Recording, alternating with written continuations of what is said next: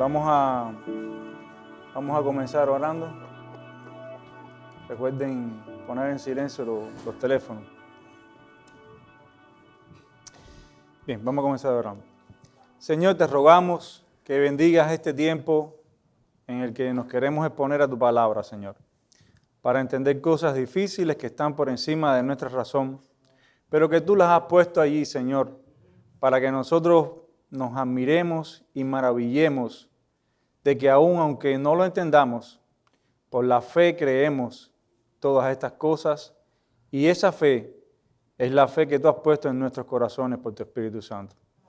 Te rogamos, Señor, que nos bendigas mucho, que bendigas todo el estudio que vamos a hacer y que nosotros podamos sacar como aplicación, Señor, de llevar estas cosas a nuestro corazón para creer más en ti, para pensar más en ti, para en el momento de pruebas y de dudas, Señor, confiar de una manera más segura y más certera en ti, Señor.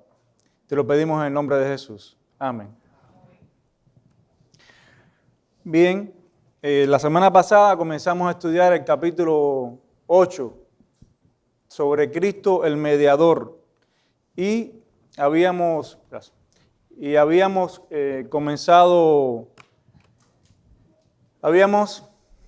estudiado el capítulo 1 de la confesión del capítulo 8, o sea, el párrafo 1, que trata acerca, ¿de qué trata el párrafo 1 que vimos la semana pasada?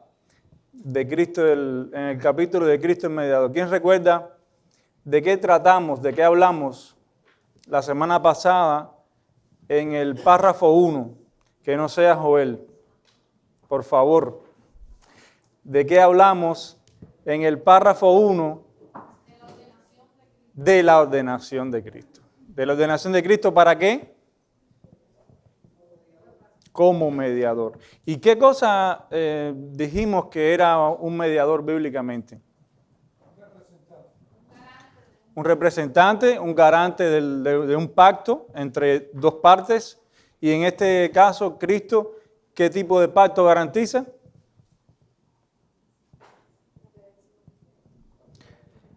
El nuevo pacto. El nuevo pacto, ¿verdad?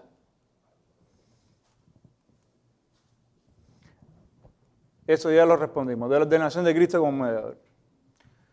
Muy bien, entonces sin más dilación, vamos a entrar en el párrafo 2, que es el párrafo más teológico que yo he visto en la confesión. Hoy es una clase muy larga y queremos tocar al menos las cosas más importantes. Bien, dice así no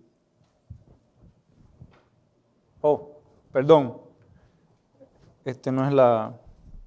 O sea, esto es un resumen de lo que vimos en el párrafo 1, que ustedes ya lo habían dicho, trata acerca de la ordenación de Cristo como mediador. Y en resumen, esto es un resumen, dice que Dios el Padre designó a Dios el Hijo en el marco del pacto hecho entre ambos, por supuesto con la participación del Espíritu Santo, aunque estamos tratando de Cristo el mediador y el pacto se hizo entre Dios, el Espíritu Santo participó también en ese pacto, para que Él fuera nuestro sacerdote, nuestro profeta y nuestro rey, cabeza y salvador de la iglesia, el heredero de todas las cosas y juez del mundo desde la eternidad.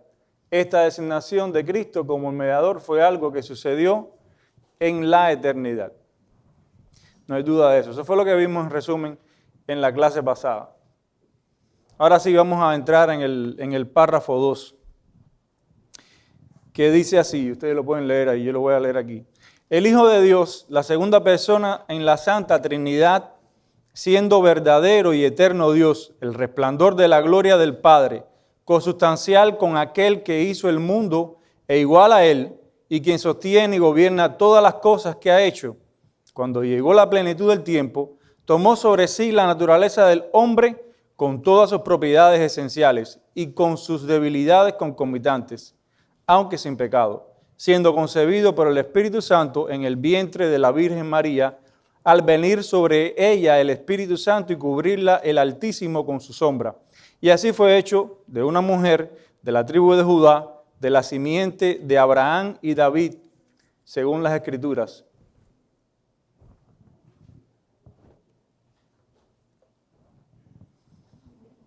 De manera que dos naturalezas completas y perfectas y distintas se unieron inseparablemente en una persona, pero sin conversión, composición o confusión alguna. Esta persona es verdadero Dios y verdadero hombre, aunque un solo Cristo, el único mediador entre Dios y el hombre. Y entonces, ¿de qué nos están hablando los autores de la confesión aquí en este párrafo? ¿Quién me puede dar una idea general? No tienen que profundizar en muchas cosas. ¿De qué nos están hablando en este párrafo? Yo sé que el párrafo es largo y tiene muchas ideas, pero en general, ¿de qué está hablando este párrafo? De la encarnación para el oficio de mediador. De la encarnación para el oficio de mediador, de la encarnación de Cristo. Bien, vamos a ver entonces el párrafo en sus ideas principales. Lo primero que vemos en el párrafo es quién se encarnó, el sujeto de la encarnación. Y hay que especificar teológicamente quién se encarnó, porque no fue el Padre ni fue el Espíritu Santo, fue el Hijo. Y eso es lo que revela la Escritura. No es simplemente pensamientos filosóficos o teológicos acerca de la Trinidad. Eso es lo que revela la Escritura. El Hijo de Dios, la segunda persona de la Trinidad, ese fue el que se encarnó. Ese mismo Hijo es el que en Juan 1:1 dice, en el principio era el Verbo, y el Verbo era con Dios, y el Verbo era Dios. Este era en el principio con Dios, todas las cosas por Él fueron hechas, y sin Él nada de lo que ha sido hecho fue hecho. Ese Hijo que es Dios y que participó en la creación de todas las cosas y que sustenta todas las cosas, dice en el versículo 14, y aquel Verbo fue hecho carne y habitó entre nosotros y vimos su gloria, gloria como del unigénito del Padre, lleno de gracia y de verdad. Lo mismo que dice Juan aquí en este verso, en su evangelio, es lo que están diciendo los autores de la confesión, que el eterno Hijo de Dios se encarnó. Fue Él y no otra persona de la Trinidad quien tomó la naturaleza humana. Ahora, también los autores de la confesión nos dicen acerca del tiempo de la encarnación. Y en la Biblia dice que en Gálatas 4:4, pero cuando vino el cumplimiento del tiempo, Dios envió a su Hijo, nacido de mujer y nacido bajo la ley. Dios tenía un plan y en ese plan había un tiempo específico en el que el Hijo de Dios iba a venir a salvar al mundo. Ahora, yo les pregunto, antes del cumplimiento del tiempo de la encarnación, ¿el Hijo se había encarnado o había aparecido encarnado o había aparecido en el Antiguo Testamento a los creyentes en el Antiguo Testamento sin la encarnación? Sí. Sin la encarnación. Que es lo que se llama la teofanía. Las cristofanías o teofanías. Muy bien. ¿Alguien tiene algún pasaje donde recuerde por medio de qué nombre se presentaba el Cristo antes de encarnarse en el Antiguo Testamento? El ángel de Jehová. El ángel de Jehová. Aquí yo tengo un pequeño paréntesis para hablar un poco de esto muy brevemente. Las cristofanías, que son las apariciones de Cristo en el Antiguo Testamento antes de su encarnación.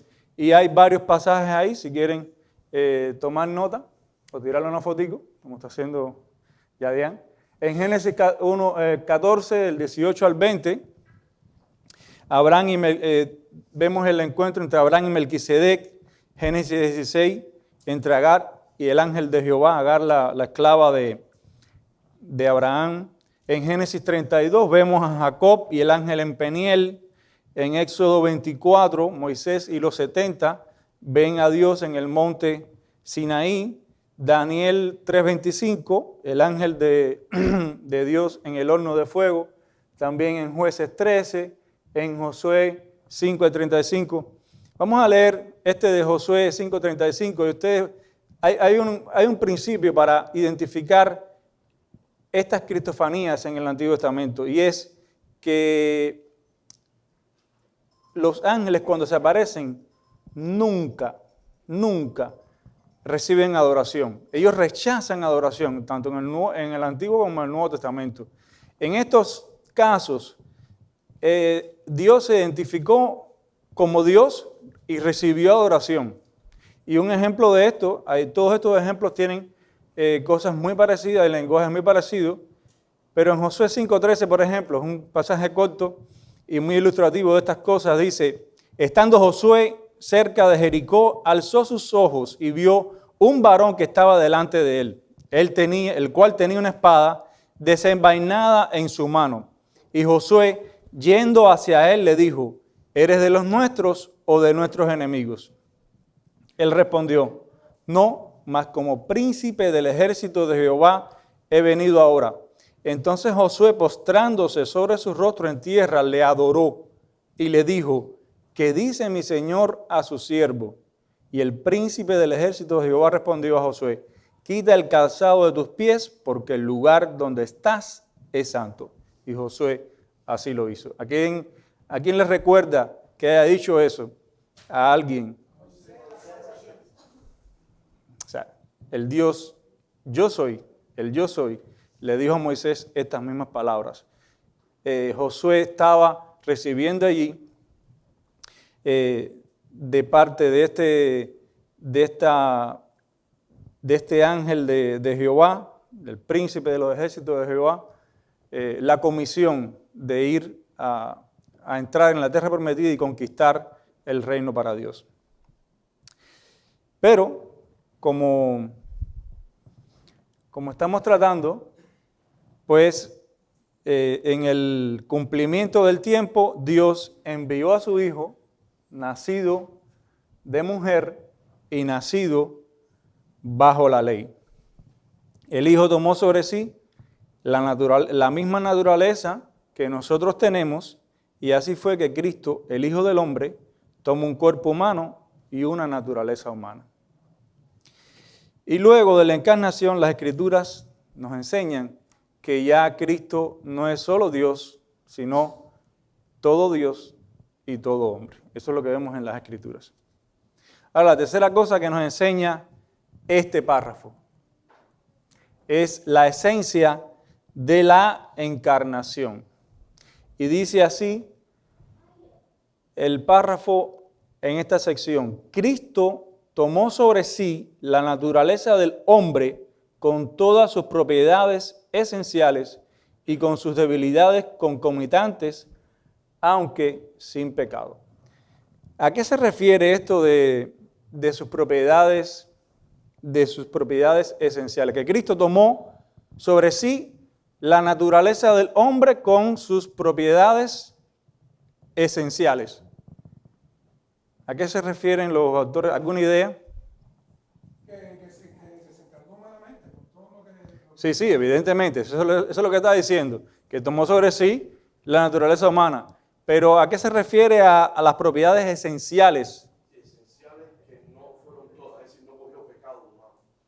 No precisamente. No precisamente. Por supuesto, es sin pecado. Y por eso es que ellos ponen la cláusula, aunque sin pecado. Dice que tomó sobre sí las propiedades esenciales de la naturaleza humana. Esencialmente, ¿qué es un ser humano? Con un alma. O sea, Cristo tenía un cuerpo y un alma. ¿Ok? Era un hombre, como nosotros conocemos que es una persona. Un hombre con cuerpo y alma. Esas son las propiedades esenciales de un ser humano. Ahora, ¿sí?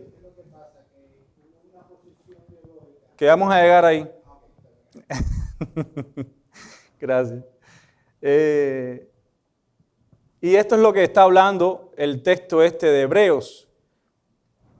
Antes de llegar ahí, y con sus debilidades concomitantes. O sea, esa esencia humana, cuerpo y alma, con las debilidades concomitantes de ese cuerpo y de esa alma, que tiene dolor, que sufre, que tiene miedo. Aunque Cristo, la única vez que tuvo miedo fue en Getsemaní. Él se angustió, temor. ¿Por qué? Porque tenía delante de sí el paso a recibir la ira de Dios y a recibir el pecado con el cual él nunca había sido confrontado. Él iba a pagar por ese pecado.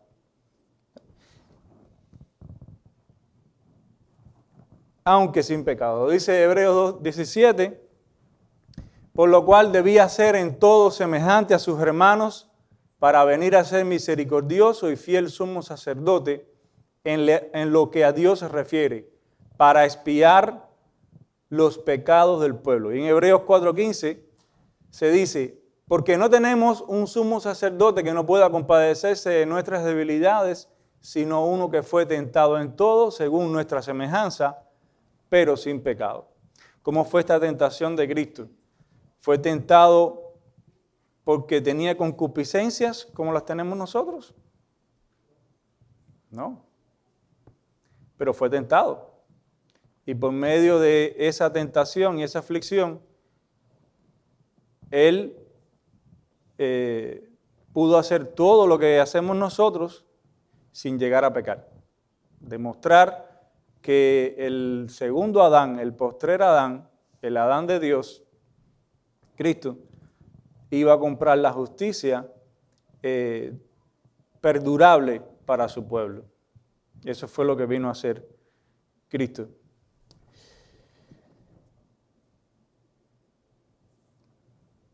Entonces, concluyendo en este punto, Cristo tenía en su naturaleza las propiedades esenciales, un cuerpo y un alma racional con voluntad, emociones y una conciencia, y sus debilidades concomitantes pero sin pecado. Jesús tomó sobre sí un cuerpo con las mismas debilidades que nuestros cuerpos, que se cansan, que tienen sed, hambre, sueño, pero también tenía un alma que se entristecía, se alegraba, sentía temor, etcétera, igual que nosotros. Así que la esencia de la encarnación es esa, que Cristo tomó sobre sí la naturaleza del hombre, con todas sus propiedades esenciales y con sus debilidades concomitantes, aunque sin pecado. Bien, ¿y cuál fue la forma en la que se llevó a cabo esa encarnación? Es la próxima pregunta que le hacemos a nuestro párrafo. Vamos entonces a ver el modo de la encarnación. Dice, siendo concebido por el Espíritu Santo en el vientre de la Virgen María, al venir sobre ella el Espíritu Santo y cubrirla el Altísimo con su sombra. Y así fue hecho de una mujer de la tribu de Judá, de la simiente de Abraham y David, según las Escrituras. ¿Cómo fue que Cristo pudo hacerse hombre? Bueno, esa misma pregunta se la hizo la Virgen María al ángel Gabriel. ¿Cómo será esto? Y el ángel Gabriel le dice, ella le dice, ¿cómo será esto? Pues no conozco varón. Ella estaba pensando en la generación ordinaria. Ella no estaba pensando que iba a haber un milagro. Ella estaba pensando quizás, bueno, va a venir alguien como Abraham, trajo a Isaac, ¿no? Pero ella todavía no tenía marido. Y el ángel Gabriel le dice, el Espíritu Santo vendrá sobre ti y el poder del Altísimo te cubrirá con su sombra, por lo cual también el santo ser que nacerá será llamado Hijo de Dios.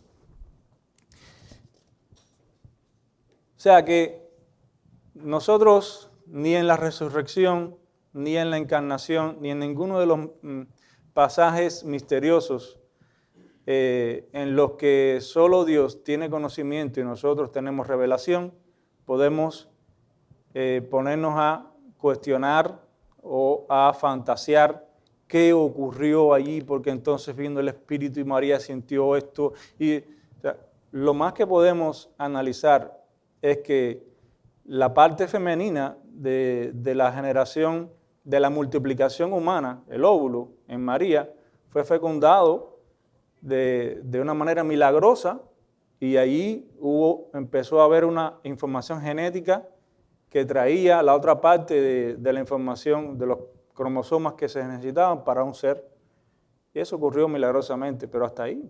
O sea, biológicamente es lo que nosotros sabemos que pasa en un embrión y que se multiplicó, creció como todo ser humano.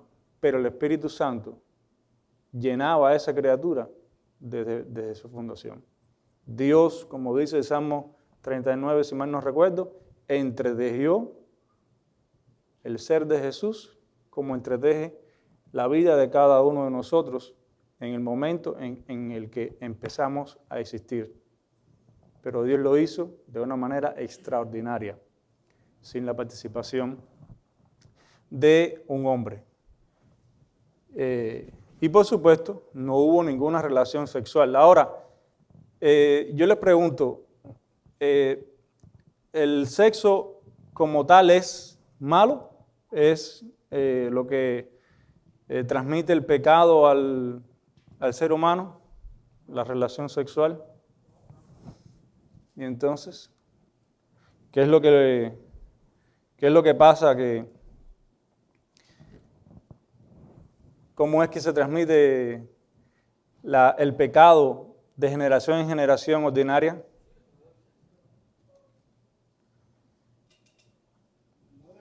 Eso ya lo vimos, ¿no? En la clase. Ajá.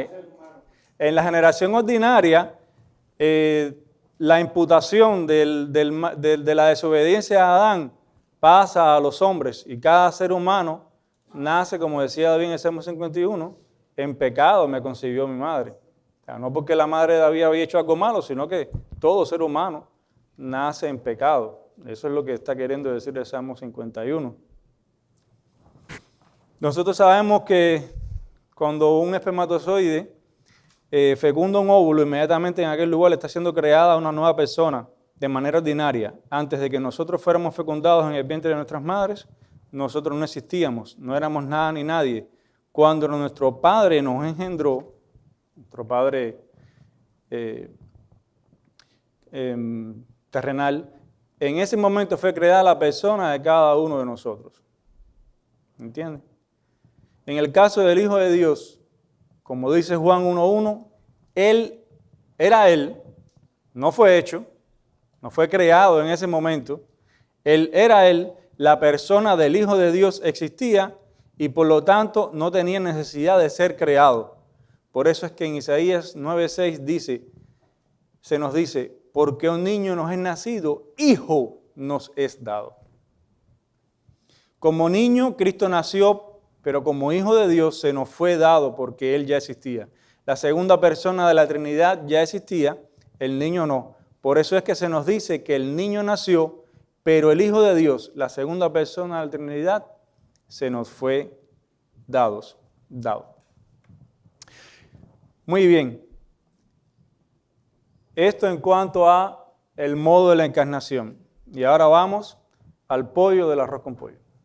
El resultado de la encarnación. Y aquí es donde empiezan a resbalar los teólogos, han resbalado muchos teólogos, grandes hombres de la antigüedad, y la iglesia ha tenido que hacer varios sínodos y concilios para buscar con calma en las Escrituras todo lo que tiene que ver con la encarnación, el resultado de la encarnación. Y dice así el texto del párrafo. De manera, el resultado de la encarnación, que dos naturalezas completas, perfectas y distintas se unieron inseparablemente en una persona, pero sin conversión, composición o confusión alguna. Esta persona es verdadero Dios y verdadero hombre, aunque un solo Cristo, el único mediador entre Dios y los hombres. Y aunque esta declaración parezca simple y sencilla, encierra muchas verdades que tienen que ver con el fundamento del pensamiento cristiano. Y al mismo tiempo ha sido también una de las verdades más atacadas a lo largo de la historia. Y esto es porque en esta declaración hay tres axiomas o tres verdades que hablan al mismo tiempo de todo lo que ocurrió en esa encarnación, el resultado de esa encarnación, y que han sido atacados unos o los tres o dos a lo largo de la historia de la iglesia. Bien, el primero de esos axiomas es la divinidad de Cristo, y eso es lo que vamos a tratar brevemente, porque durante la historia ha habido herejías que han atacado la divinidad de Cristo. Dice, esta persona es verdadero Dios. Esto es lo que vamos a ver. Vamos a ver las herejías que han atacado la divinidad de Cristo y verdadero hombre. Y también hay herejías que han atacado la humanidad de Cristo, aunque un solo Cristo. Y también han atacado la naturaleza única de Cristo el mediador. Bien, entonces vamos a ver las herejías que niegan. ¿Quién lee ahí? La divinidad de Cristo.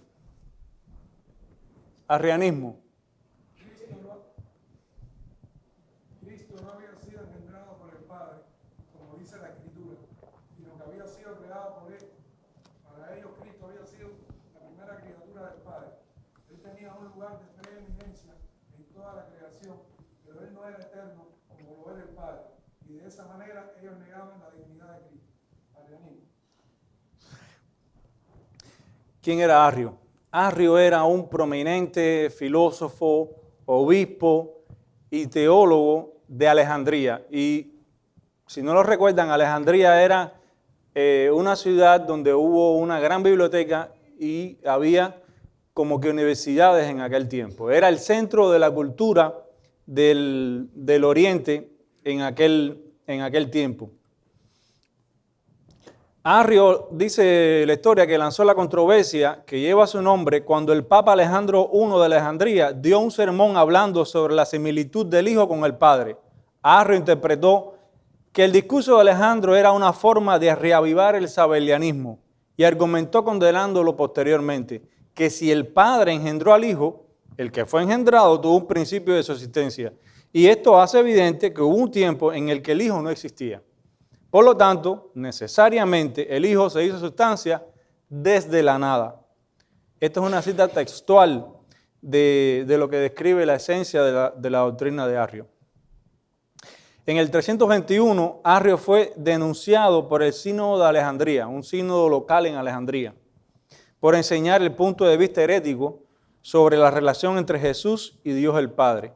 Cómo Arrio y sus seguidores habían tenido una gran influencia en las academias de Alejandría, o sea, el antecedente de las modernas universidades y seminarios. Sus opiniones teológicas se habían divulgado mucho, sobre todo en el Mediterráneo oriental. Y póngale a esto que Arrio era un hombre delgado, con un carisma personal grandísimo, un hombre muy inteligente, austero, tenía como colofón que había sido discípulo de alguien muy eminente, teólogo en Alejandría, y además tenía como capacidades él y sus seguidores de hacer himnos, cánticos y propagar su herejía por medio también de himnos. O sea que el arrianismo fue una explosión en aquel tiempo. En el 325 se convocó el Concilio de Nicea para determinar la doctrina correcta acerca de Cristo. Y yo voy a leer el comienzo del credo de Nicea. Dice, creemos en un solo Dios, Padre Todopoderoso, Creador de todas las cosas visibles e invisibles, y en un solo Señor Jesucristo, el Hijo de Dios, unigénito, nacido del Padre, es decir, de la sustancia del Padre, Dios de luz, luz de luz, Dios verdadero, de Dios verdadero, engendrado, no creado, de la misma naturaleza que el Padre. ¿Qué pasó en este concilio? Ellos durante un tiempo, y eso lo pueden ver al principio de la introducción del comentario de la Confesión de Fe, Murray habla sobre esto. Ellos estaban tratando de coger de alguna manera que los arrianos no estaban en una posición ortodoxa, ellos estaban diciendo una herejía. Ellos decían, no, nosotros creemos en las Escrituras y realmente nosotros podemos decir que sí, amén, a todo lo que ustedes dicen del Hijo. Lo que interpretamos algunos textos de otra manera. Y era como un jabón mojado que no lo puedes coger. Hasta que Atanasio, que en aquel momento era diácono, dijo, bueno, vamos a hacer una confesión de fe. Y si ellos no pueden decir amén a lo que dice aquí, entonces ellos van a hacer, y esa es la importancia de las confesiones de fe, hermano, que se dice exactamente, con exactitud teológica, lo que se cree y se revela en la Escritura. Y si no se está de acuerdo con eso, entonces es que hay una diferencia doctrinal, hay una diferencia de fe. Hubieron Ajá. muchas sectas también que negaban la deidad de Cristo. Sí, vamos a seguir. Sí. ¿Alguien me dijo Hugo? Bien. Estas son algunas de las meditaciones de Atanasio, el principal opositor de Arrio en este concilio. Decía Atanasio, el Hijo no fue engendrado como se engendra un hombre de otro hombre, de forma que la existencia del Padre es anterior a la del Hijo. El Hijo es vástago de Dios y siendo hijo del Dios que existe eternamente, él mismo es eterno. Es propio del hombre a causa de la imperfección de su naturaleza engendrar en el tiempo, pero Dios engendra eternamente porque su naturaleza es perfecta desde siempre. Y también dice, en otra parte, Dios existe desde la eternidad. Y si el Padre existe desde la eternidad, también existe desde la eternidad lo que es su resplandor, es decir, su verbo. Además, Dios, el que es, tiene de sí mismo al que es su verbo. El verbo no es algo que antes no existía y luego vino la existencia. Ni hubo un tiempo en que el Padre estuviera sin logos.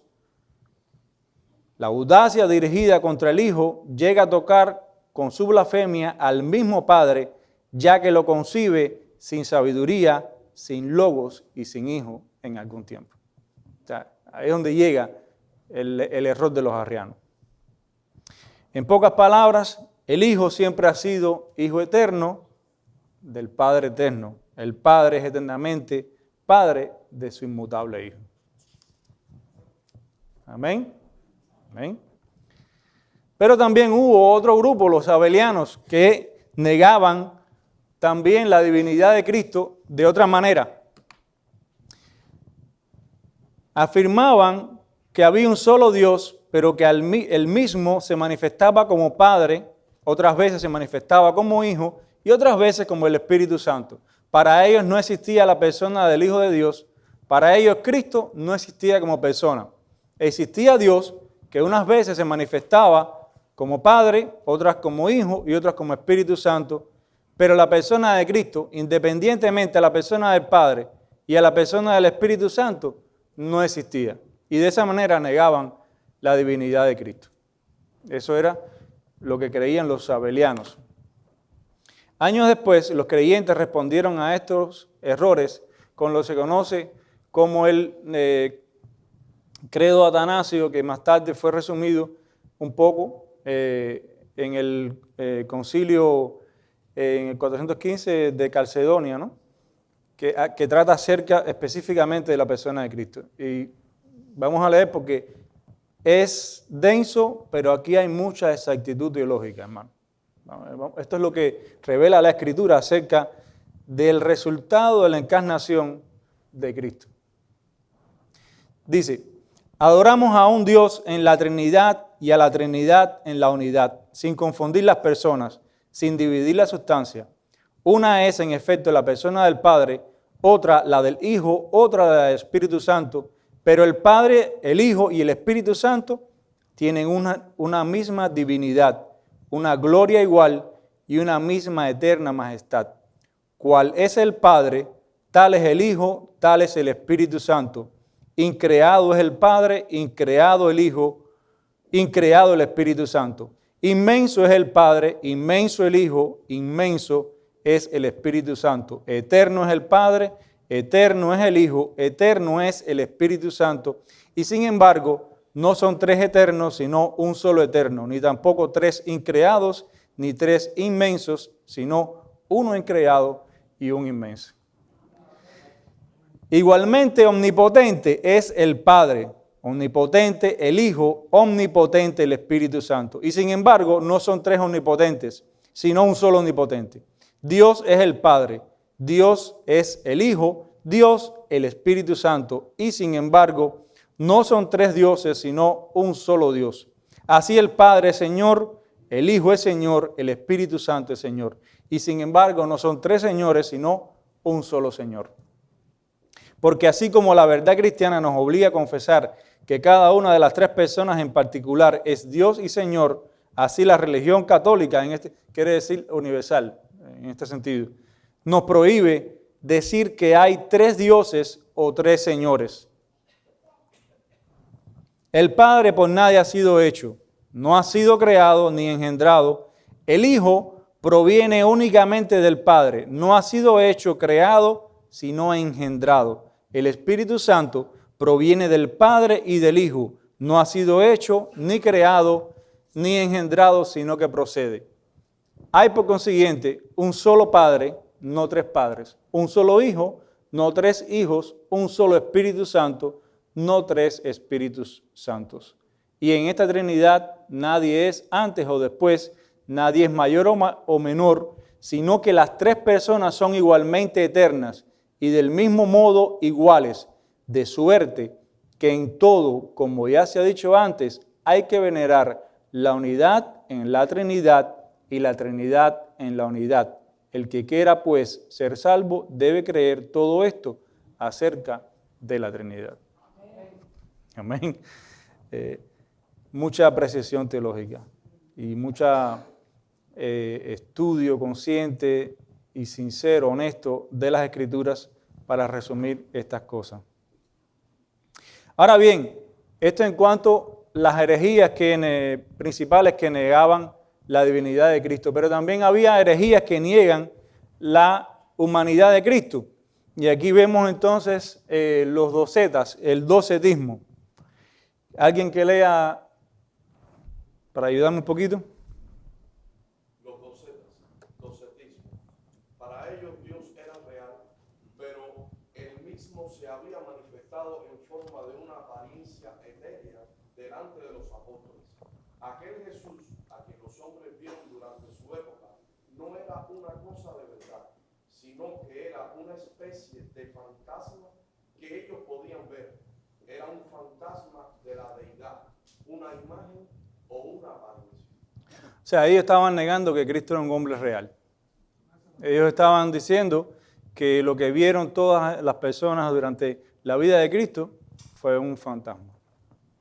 ¿Dónde en el Nuevo Testamento aparece un texto que delate y acuse y prohíba exactamente este tipo de gnosticismo? Porque el docetismo es algo como un gnosticismo. Vamos a leerlo porque yo tengo primera de Juan, pero es en otro, 1 del 1 al 4. Sí, realmente eso, que es el testimonio de lo que ellos vieron y tocaron, es lo que dice Juan. Vamos a leer el texto de Amado. Lo que era desde el principio, lo que hemos oído, lo que hemos visto con nuestros ojos, lo que hemos contemplado y palpado en nuestras manos tocante al verbo de vida, porque la vida fue manifestada y la hemos visto y testificamos y os anunciamos la vida eterna, la cual estaba con el Padre y se nos manifestó. Lo que hemos visto y oído, eso os anunciamos, para que también vosotros tengáis comunión con nosotros y nuestra comunión verdaderamente con el Padre y con su Hijo Jesucristo. Estas cosas os escribimos sea, es importante que el testimonio de los apóstoles, de los discípulos de Cristo, fuera lo que hemos visto, oído, palparon nuestras manos, o sea, todo. Era un testimonio total, no solamente de las palabras que dijo Cristo, sino de lo que ellos vieron, de lo que ellos experimentaron, de lo que ellos tocaron tocante al verbo de vida. En primera, sí. En la práctica, él se le apareció un texto que es una verdad que no se puede negar. Él se le apareció a los discípulos cuando resucitó y cuando Tomás le dice, empieza a dudar, le dice, toma tus manos, o sea, que era cuerpo, o sea, era él. Era un cuerpo, era un hombre con un cuerpo que comía, que sangró, que murió, que incluso después, como está citando la hermana, después de resucitado, era un cuerpo de otra calidad, pero era un cuerpo que comió pescado y miel, desayunando con los discípulos, y que le dijo a Tomás, en su escepticismo, mira Tomás, cree y no dudes, mete tu mano, toca mis manos, mete tu mano en el costado. Y entonces ahí Tomás dijo, tú eres mi Señor, mi curios y mi Dios. En primera de Juan 4:2, ese, 4:2 y 3. En esto conocer del Espíritu de Dios.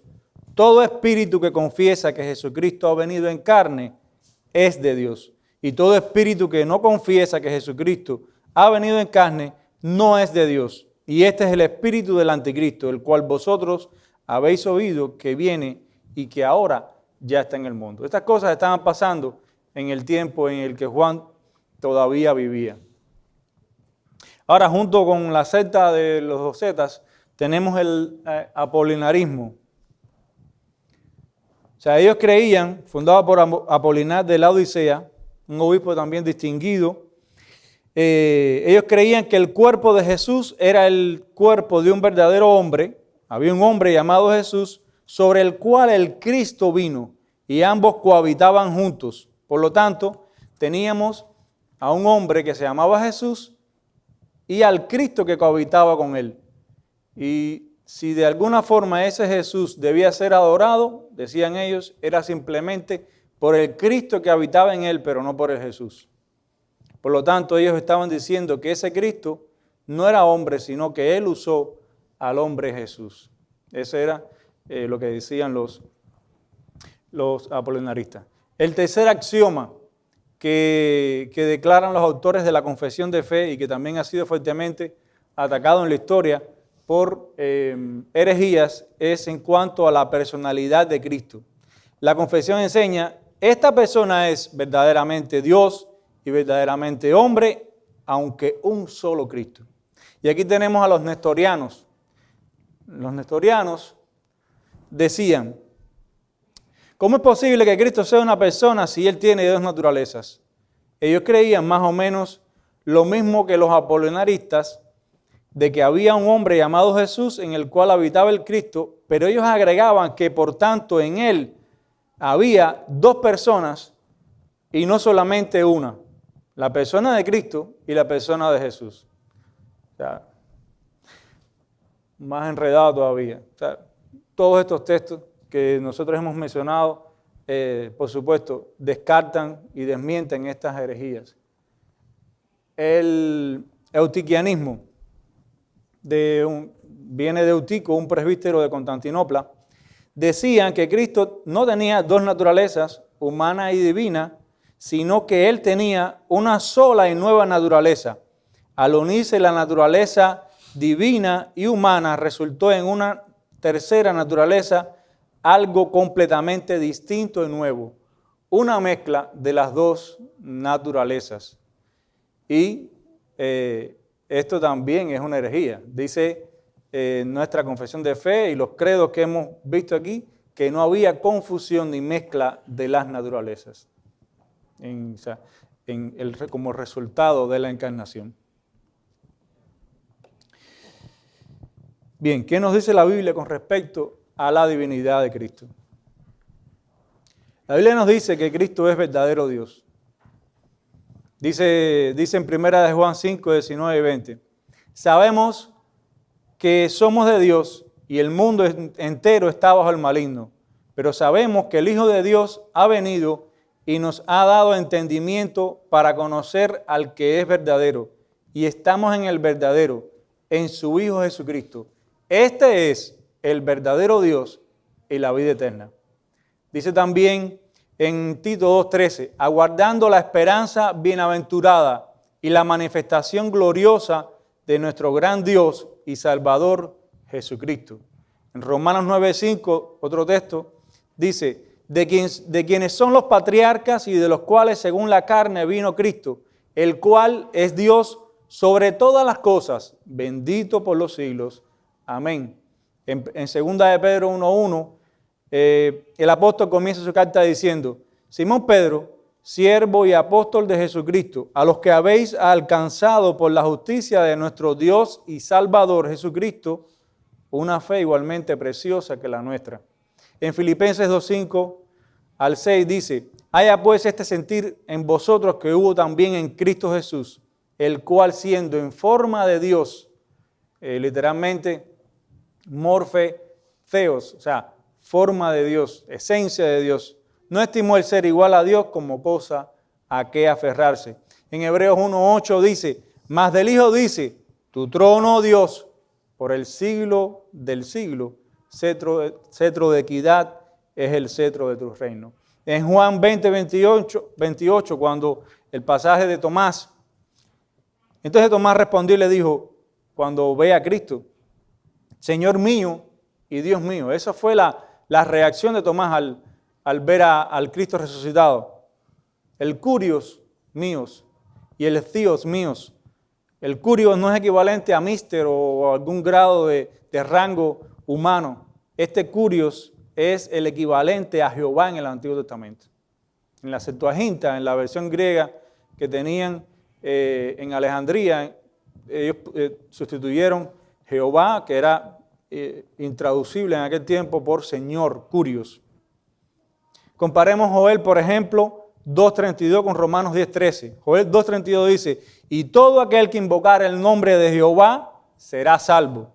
Dice Romanos 10:13, porque todo aquel que invocar el nombre del Señor será salvo.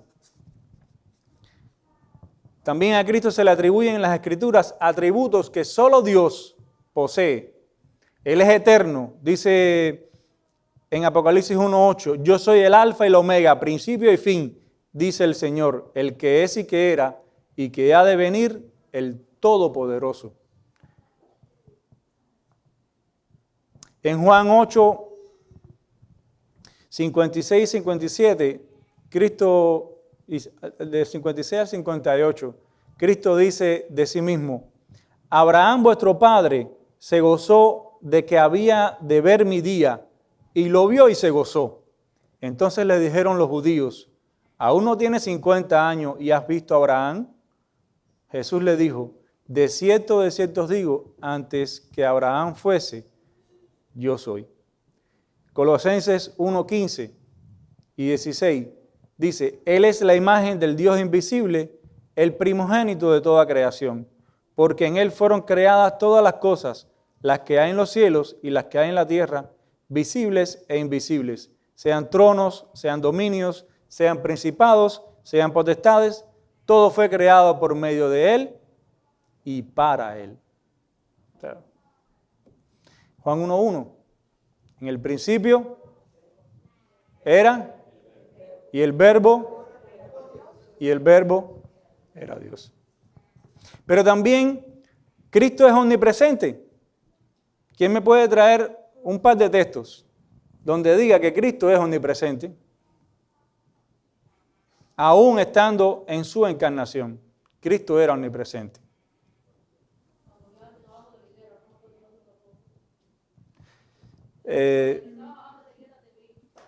Natanael estaba orando,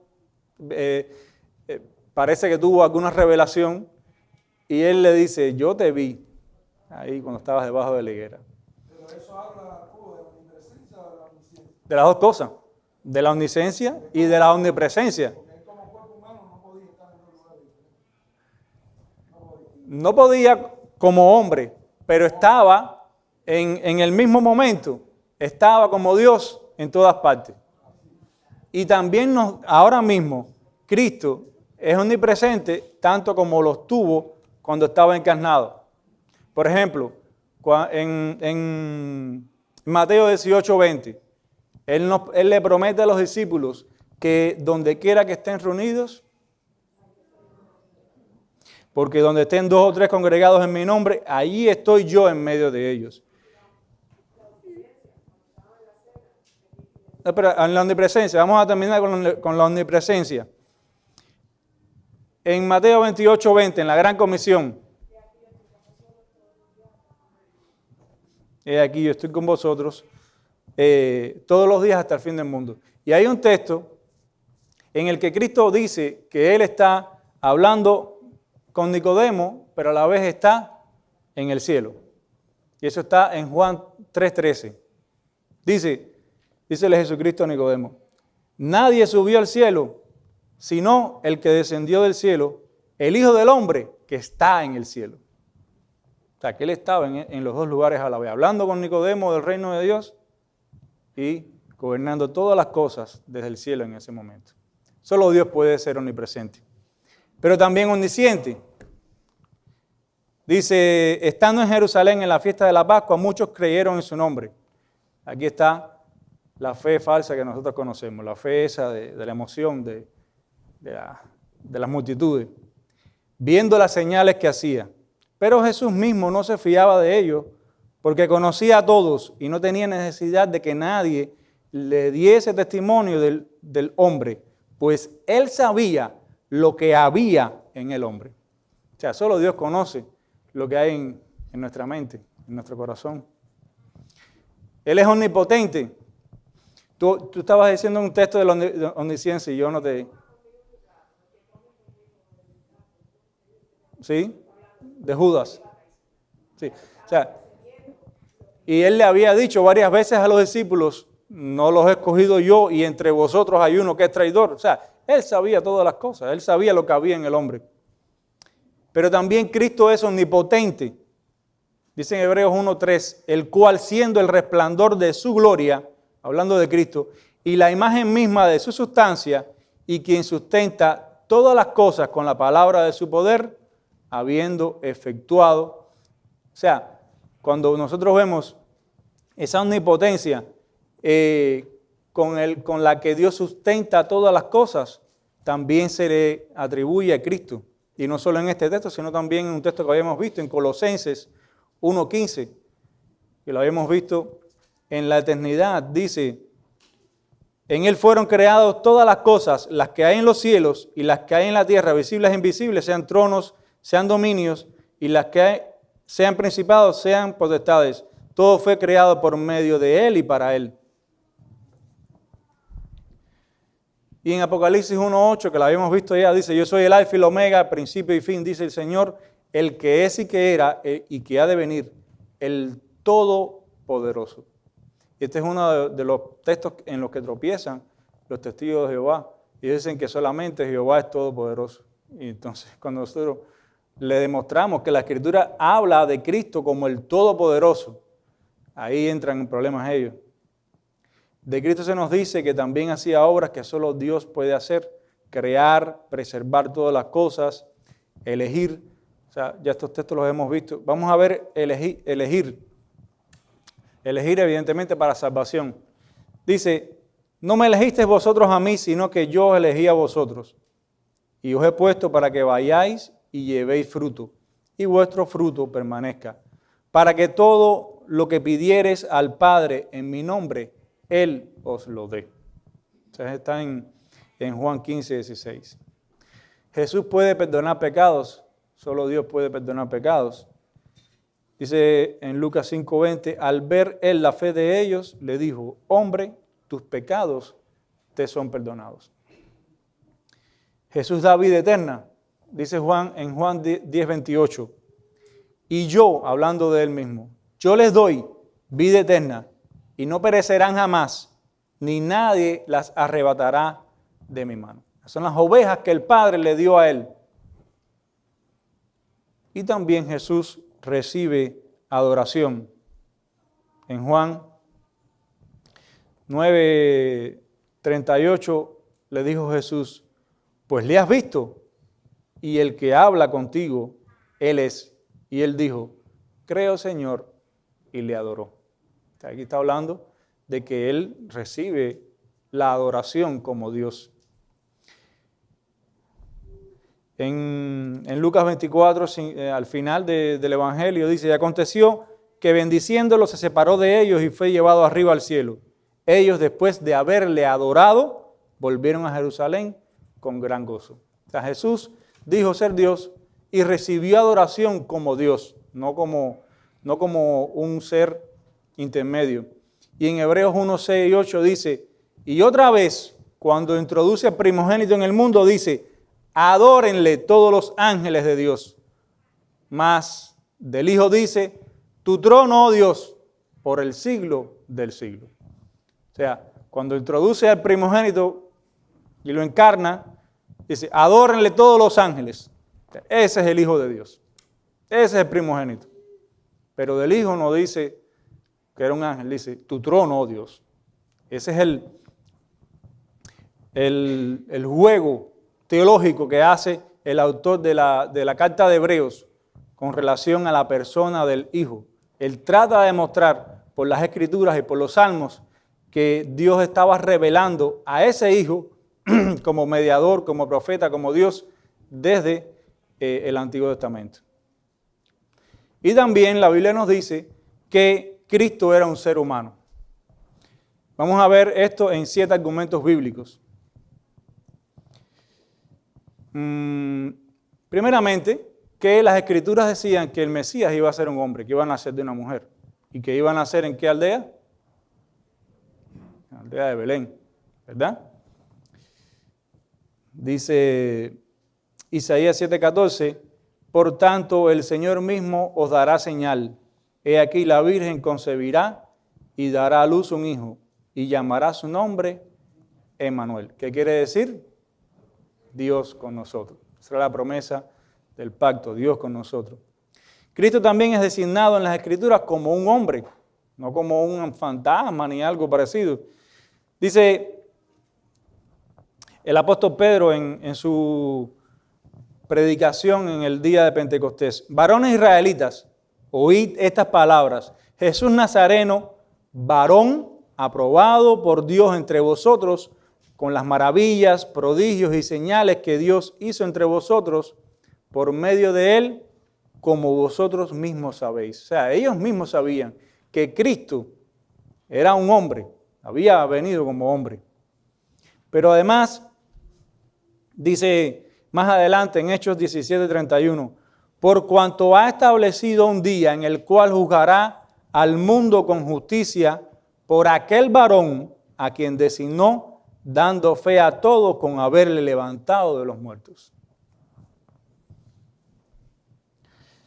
Dice también además que Cristo tenía una conciencia de que Él era un hombre. No solamente ellos lo veían como hombre, sino Él, en su conciencia, Él se identificaba como hombre.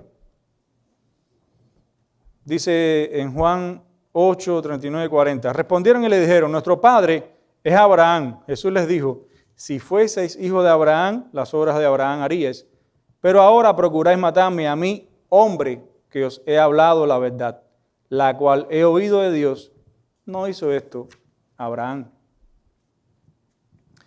De hecho, la designación favorita de Cristo cuando estaba en su encarnación, ¿cuál era?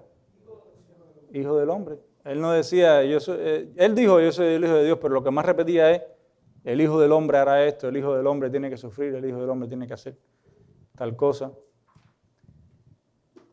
Jesús tenía la apariencia de un hombre. Cuando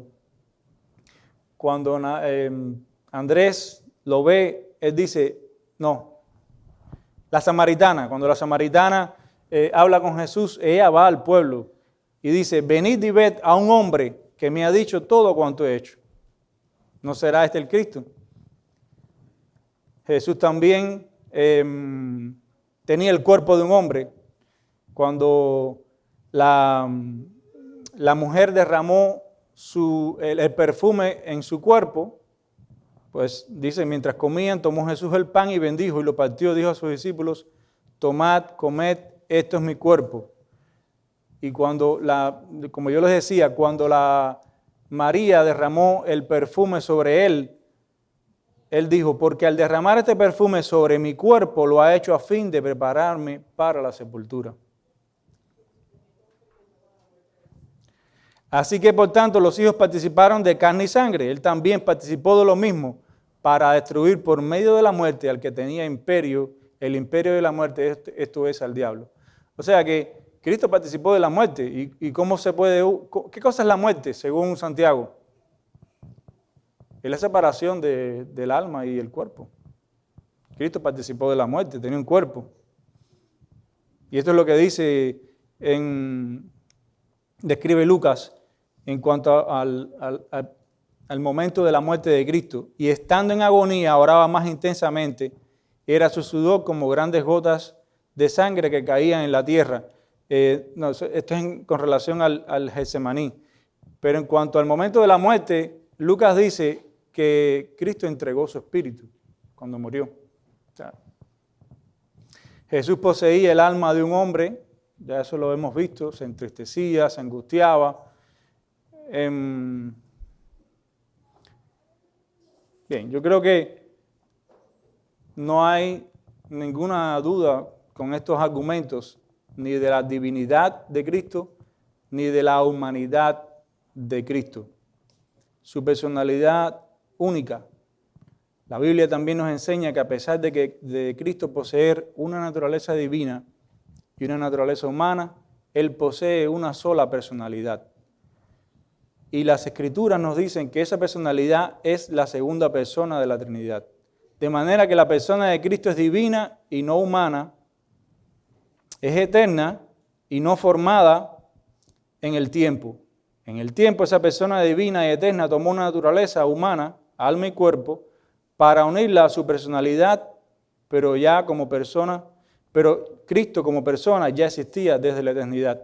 Por eso lo que les citaba de Isaías 9:6 dice, un niño nos es nacido, hijo nos es dado, y el principado sobre su hombro, y se llamará su nombre admirable, consejero, Dios fuerte, Padre eterno, príncipe de paz.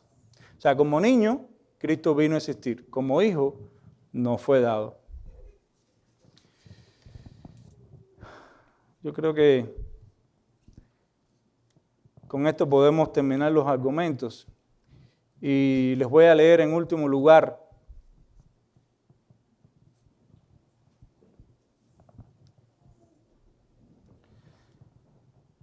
algunos razonamientos acerca de esta doctrina. Cuando nosotros analizamos cualquier otra religión, nos damos cuenta que en ella podemos seguir todo lo que lógicamente el hombre dice. Pero cuando venimos al cristianismo y tratamos de entender estas verdades, nos damos cuenta de que mientras más tratamos de descifrar ese misterio, más complicamos nuestras mentes y podemos terminar como esos hombres de antaño que se desviaron y cayeron en el error. El misterio de Cristo está por encima de la razón humana, o sea, es suprarracional. No es irracional porque no es una locura, pues se puede entender en parte, pero la comprensión total de esos misterios está por encima del alcance de cualquier mente humana.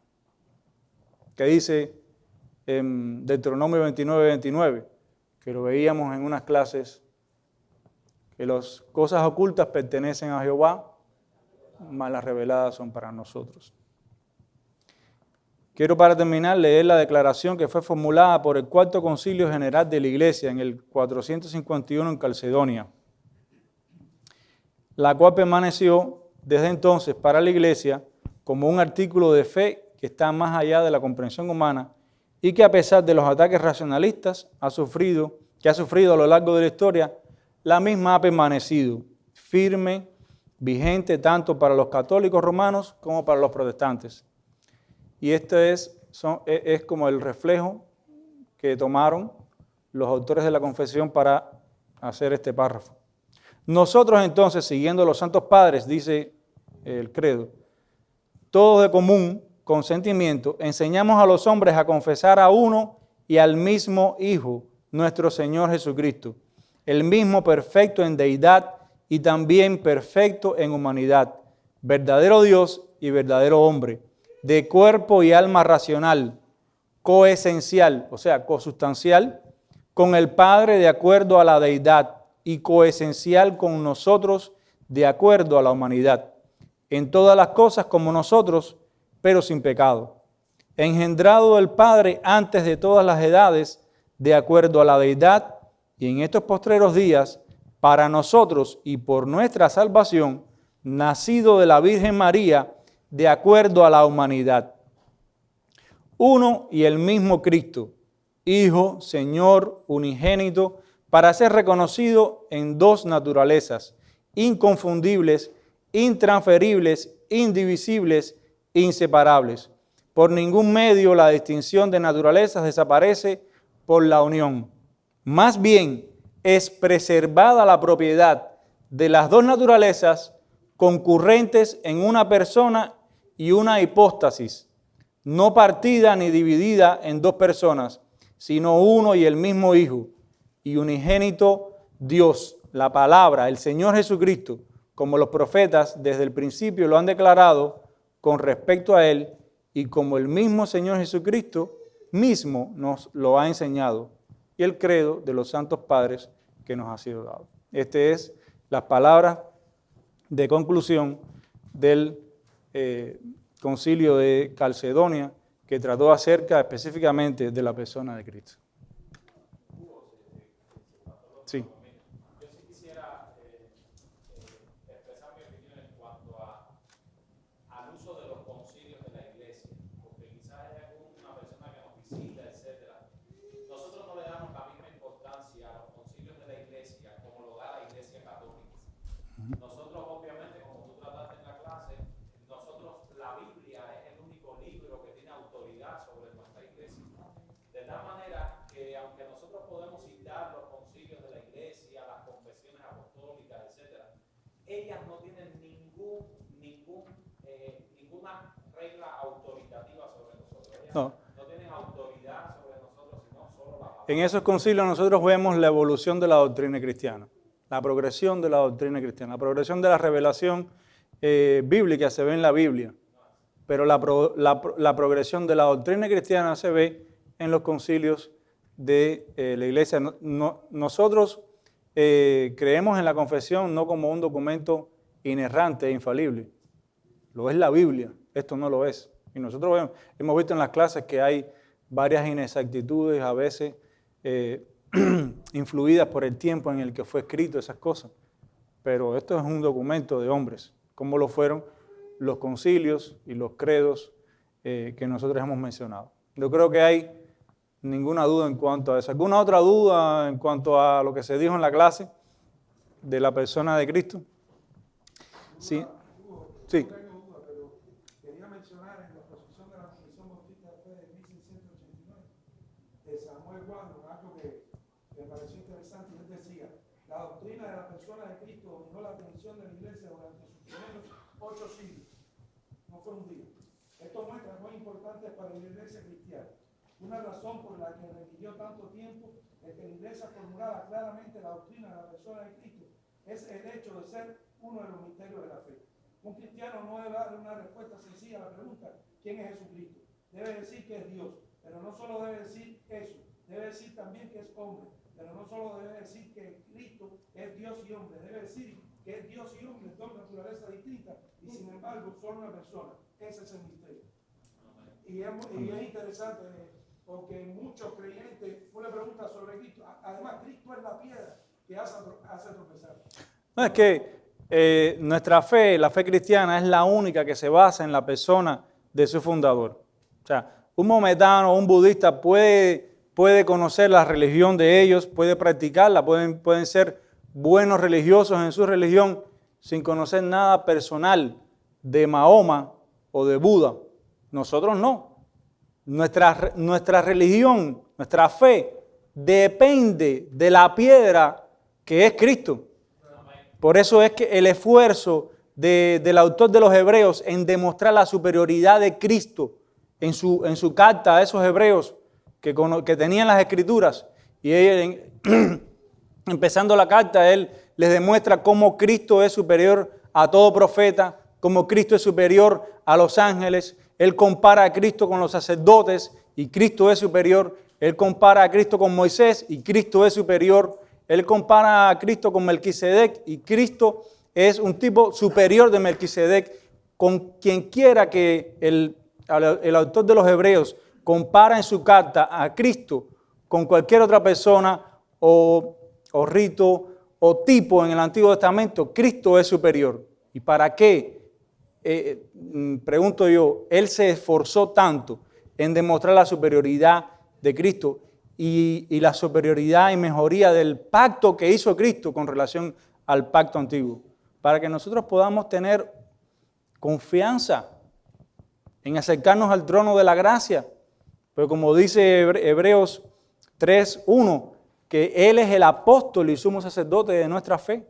Por eso es que nosotros podemos tener una confianza total en Cristo en cualquier momento, en la salvación, en los momentos de crisis, en los momentos de angustia. Cristo es Dios. Cristo es superior a todo lo que vino antes de Él. Y esa es nuestra fe. ¿Alguien quiere orar para terminar este tiempo de la clase? Douglas. Vamos a orar los dos y después oras tú, hermano. Bendito Padre Celestial, te adoramos y te bendecimos, porque tú eres el único Dios verdadero y Padre de nuestro Señor Jesucristo. Padre, bendice todo este tiempo por delante en este día, Padre, para que sea de provecho para nuestras almas. Y que nuestra oración sea una oración sencilla pero sincera de todo nuestro ser y nuestro corazón a ti. Agrádate, Señor, por nuestra exaltación, porque tú eres excelso y digno, Padre. Te damos gracias, Señor, por el hermano Hugo. Síguele capacitando, Señor, para que sea de beneficio a tu iglesia. Ayúdanos, Señor, a entender estas grandes verdades escritas en tu santa y bendita palabra. Y que sea de provecho para nosotros, para vivir vidas dignas de nuestro Señor Jesucristo. Amén. Y que fructifiquemos, Señor, en toda buena obra, Padre, creciendo en tu conocimiento. A ti te damos la gloria y la honra, Padre, porque solo tú eres digno merecedor de ella. Y en Cristo te alabamos y te bendecimos, oh Dios, con acción de gracias. Amén. Amén.